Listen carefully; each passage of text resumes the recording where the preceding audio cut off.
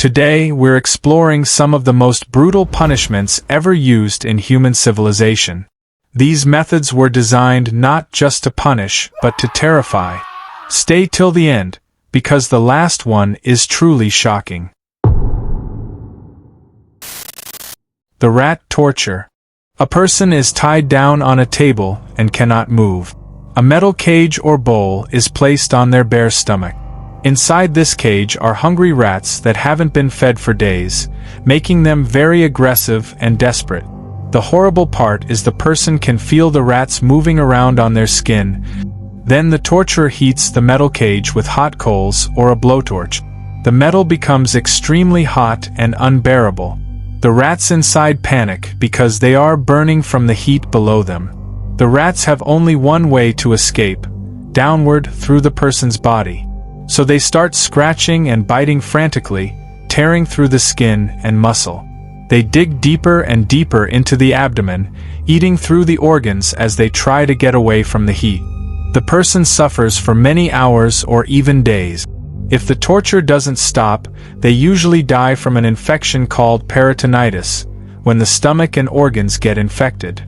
Now, let's move on to the next punishment, the breaking wheel, where bones were shattered one by one, while the victim was still alive.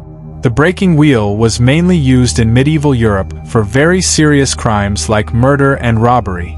The condemned person was tied down so they could not move, usually in a public place where everyone could watch. Then the executioner used a heavy wheel, hammer, or iron bar to smash the person's arms and legs, breaking the bones one by one. After that, the broken body was tied or twisted onto a large wooden wheel and raised up on a pole. The victim was left there to die slowly, sometimes over many hours or even days, while the birds and animals could attack them while they were still alive, making the suffering even worse. This cruel punishment was meant not only to kill, but to scare others and send a strong message about what happened to those who broke the law. The next punishment is known as hanged, drawn, and quartered. First came drawing. The person was tied to a wooden frame or sled. A horse then dragged them through the streets to the place of execution. By the time they arrived, the person was already badly injured and exhausted. Next was hanging. The victim was lifted by the neck, just long enough to lose strength and breath. But they were not allowed to die. They were cut down while still alive and aware. Then the worst part began. While the person was still conscious, the executioners began to punish the body. Parts of the body were removed as a sign of total punishment and humiliation. The organs were taken out and destroyed in front of the victim to cause fear and pain. After this, the executioner finally ended the suffering by cutting off the head. Then the body was then cut into 4 pieces. These pieces were displayed in public places, on gates, bridges, or city walls. Order must be maintained. The punishment for defiance is swift and severe. Let the fate of the resister be a lesson to you all. This was done to warn others what would happen if they challenged the law or the ruler. Now let's move on to the next punishment, the blood eagle. First, the victim was forced to lie face down and tightly tied so they could not move. The executioner then began a brutal ritual by cutting into the back and gradually separating the ribs from the spine, shaping them outward like the wings of an eagle. This process was designed to cause extreme suffering while keeping the victim conscious for as long as possible. According to historical accounts, the ritual continued until the body took on a wing-like appearance. It was described as a ritual connected to honoring the Norse god Odin, but over time, it became a feared method of punishment.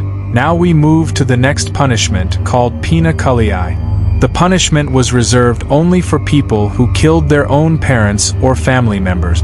The guilty person was tied up and forced into a large sack. But they were not alone. Inside the sack with them were a monkey, a snake, and a chicken. Once the sack was sealed, it was thrown into a river. As the person struggled to breathe, the trapped animals panicked and attacked everything around them, creating a chaotic and brutal scene. The goal was simple: to make the punishment feel just as horrifying as the crime. For the Romans, killing one's parents was the ultimate betrayal, and this was their most extreme way of showing it. Now let's move on to the next punishment, the brazen bull.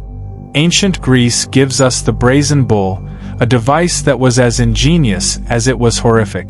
According to ancient sources, it was invented by a bronze worker named Perilos for Phalaris. The bull was a hollow bronze statue, life-sized, with a door in the side. The condemned would be locked inside, and a fire would be lit beneath the bull. As the bronze heated, the person inside would slowly be roasted alive. But here's the truly twisted part. The bull was designed with acoustic tubes that converted the victim's screams into sounds that resembled a bull's bellowing. Crowds would hear these terrifying sounds and see smoke coming from the bull's nostrils, turning the execution into a public show. Now let's move on to the next punishment, lynching. Moving east to Imperial China, we find lynching, often translated as death by 1,000 cuts or slow slicing. This was reserved for the most serious crimes like treason, killing one's parents, or mass murder. The practice involved methodically cutting pieces of the condemned person's body over an extended period. The executioner was highly trained. Their goal was to keep the person alive and conscious for as long as possible, sometimes for hours or even days. There were specific numbers of cuts prescribed depending on the crime, anywhere from 8 to over 3,600 cuts in extreme cases. The executioner started with small cuts on the chest, arms and legs, peeling away skin and muscle bit by bit. It wasn't quick. The goal was maximum pain over minutes or hours, sometimes hundreds of slices before the final stab to the heart. What makes this particularly chilling is that it wasn't just about the physical pain. It was deeply connected to Chinese beliefs about the afterlife. A mutilated body was thought to affect one's existence in the next world, adding a spiritual dimension to the punishment. Now let's end this video with one that might be the most horrifying of all, the scaphism, also known as the boats. The condemned person would be stripped and trapped between two narrow boats or wooden tubs, with only their head, hands, and feet exposed. They'd be force-fed milk and honey, which would be smeared on their exposed body parts as well. The victim would then be left floating on a stagnant pond under the scorching sun. The combination of their own waste, the milk and honey, and the water would attract insects, particularly flies and wasps.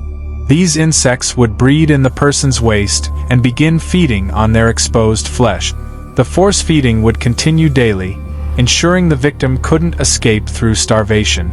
Death could take anywhere from several days to over 2 weeks, caused by a combination of dehydration, septic shock, and insect-borne diseases.